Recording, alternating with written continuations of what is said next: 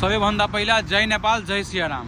म छोटे पठानको फोटो लगाएको छु नि, यसको बारेमा पछि म अर्को भिडियोमा एक्सप्लेन गर्छु। पहिला हर्क साम्पाङ जो आफ्नो एउटा पार्टी खोलेको छ, माटो हैन, शरमशेखित पार्टी। हर्क साम्पाङ को हो?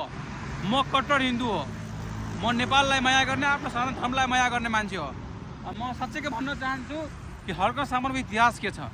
उहाँ चाहिँ धरानको मेयर, त्यही धरान जहाँ मन्दिरको अगाडि चर्च बनाएको, त्यही धरान जहाँ गौ मातालाई हत्या गरेर खाएको, त्यही धरान जहाँ साधु सन्तले जहाँ आन्दोलन गरेको, त्यो माथि के अरे प्रशासनले दमन गरेको।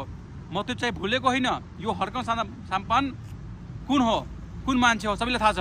अरू मान्छेलाई दलाल दलाल भन्छ, सबैभन्दा ठुलो दलाल यही हो। सनातन धर्मको नष्ट गर्नको लागि यो पार्टी लडिरहेछ। अनि यो चाहिँ जहिले पनि म प्रधानमन्त्री बन्छु रे, गृहमन्त्री बन्छु रे, सबै मलाई कुनै पद दिएको छैन। आफूलाई थाहा छ नि किन बालेन दाईले उहाँसँग सहमत गर्नु भएन।